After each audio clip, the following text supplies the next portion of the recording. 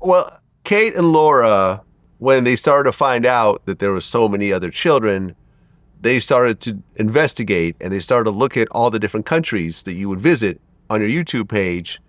And they started creating social media posts to try to find what other places you had children in. So they looked in Italy, Austria, Serbia, France, Ukraine, Germany, Poland, Hungary, the UK, Switzerland, Mexico, South Africa, Russia, Romania, Denmark, Sweden, the US, Canada, Kenya, and Argentina. Yeah. These are all the places you were visiting. I've never been to Russia. I've never been to Romania. I've never been to more countries that were named. But okay, but you went to a lot of the majority of the countries I've named. You were at. I think that's the problem, that they dig a little bit too deep. They look. I can understand their train of thinking, that they feel like everything is now maybe like a mystery. But I was also sometimes having a holiday, like in Poland or in Hungary. And would you go to the sperm banks in all those countries that you would visit? No, you wouldn't. No. I've only. That's also very important because that's what they made it sound like in the documentary, that every country you go in, you'd be hitting up all the sperm banks and making 1,000 children everywhere you step foot in. Absolutely not. I've been to 6 clinics in the Netherlands, like as a bank donor, and in the Cryos Bank. The other countries, I was visiting private donations, a holiday, or I was there to donate in the clinic privately. So for one couple. But I haven't been to.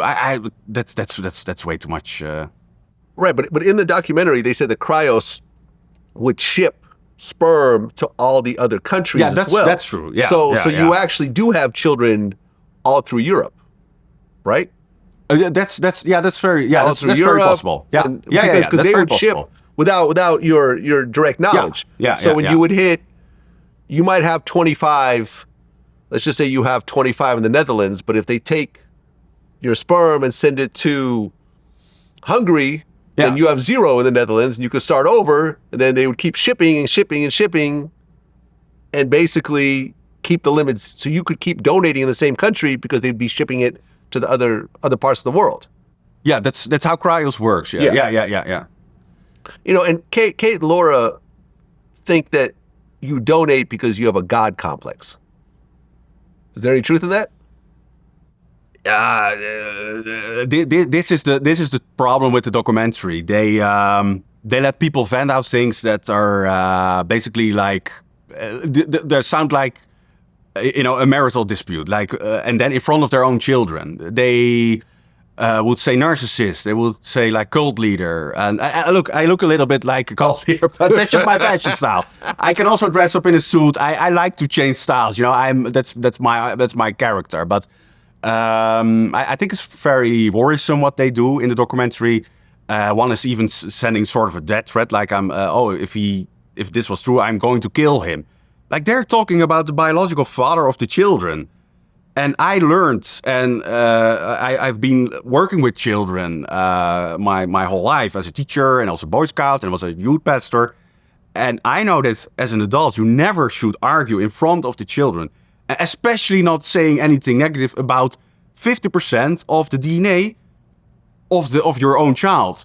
Because the child has to make its own decision, has the right to get the parents, unless it's of course like a extreme criminal, but then it's all obvious that, but this is what I found so disturbing. Like they throw out all these things and they have he's addicted to donating, and he's like, why are you saying this? Don't you have any concern for your own children? I mean, am I more worried about their children than themselves? Yeah, it's. Well, at one point, Kate and Laura, they contacted Eve Wiley. Who is a fertility activist. Eve Wiley is actually a victim of fertility fraud herself. Eve's parents went to a fertility doctor and they had a sperm donor, and she established a relationship with the man who she thought was her father, only to find out that the doctor was actually impregnating all these women using his own sperm. So she found out after the fact that this is not really her real father. So this became like a lifelong pursuit. And they went to her, who then connected them to the New York Times. So now this whole investigation will start. Have you ever been in contact with Eve Wiley yourself? No, not at all. No, but I knew of her that she was like the mastermind of the documentary. Right. And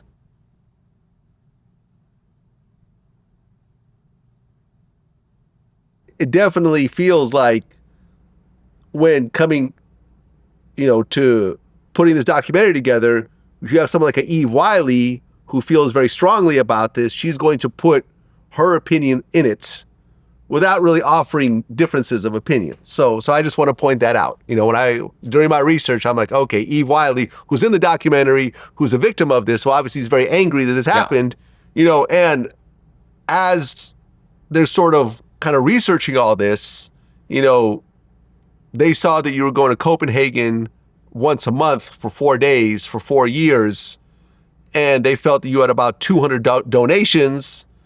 So potentially, they're saying with all these donations that you could have like 3,000 children. No. Which was mind-blowing. Yeah, and they just got it like out of there. I can be very clear. First of all, I want to say something about Eve Wiley. What happened to her parents is, of course, horrendous and disgusting. With that, I totally agree with her. But I think now she is like expanding this or like projecting this onto donors. Maybe she feels like extreme negative towards like anything donor or donor conceived related or doctors, and she's like projecting now onto me like I'm also like super irresponsible and not careful, and that's really a bad thing, because I think that she and also the foundation Donor Child in the Netherlands, they're from a whole different group. They're like from anonymous donors that have, they have no information about their father, so they have like a sort of trauma, and they project it now on me, and they go in an extent that's really troublesome. It might be. You can, of course, be an activist, like, okay, we have to stop anonymous donors because I suffered from anonymous from this fact. But now I'm a known donor plus, so I did my best. My intentions were to be the best donor for the children and the recipients, meaning to be as open as possible, to be as human as possible, to have to never make the child feel rejected, because that's the worst thing that the child can feel, like rejected by one of the parents. So now going back to the Copenhagen story, I was once a month, 4 days in a row. But there was, after maybe 1.5 years, there was a block on my account, because like 2 recipients, they found out that the one of the children had a cleft, yeah, and the other had like a clump feet, and the cryos is quite, they take it very serious. Like they directly blocked me. I couldn't visit to donate. This is all documented. It's not like these 2 Australians can confirm, because they know this. Right, and the birth defects are not because you were related. No, to the mothers. Things just happen. They have to. You have a certain number of kids. Some of them will have birth defects. Well, I must say, the private donations, I don't have these birth defects. So I assume that has to do with the freezing process, that there can be something like damage to DNA. It's a risk, of course. And they did an investigation, and it wouldn't. They confirmed it was not related to me, which I knew because I had already like 400 healthy children by private donation. So I could know. But then there was like this block, like 1.5 years on my account. So of the 4 years, there were like 1.5 or maybe 2 years that I would not donate. And then when they opened my account to donate, I could donate again. Then they got an email. So they really have to scale the period to this. And I think that Eve Wiley is unnecessarily stirring things up. I think it's very irresponsible because she has no information about my situation. I made a video blog about this. It's called 550. I explain in detail, again, this story about cryos and that I was blocked for a long time. I would also tell cryos to exclude the Netherlands from shipping because they would ask, well, do you want to donate everywhere? And I said, well, don't ship to the Netherlands.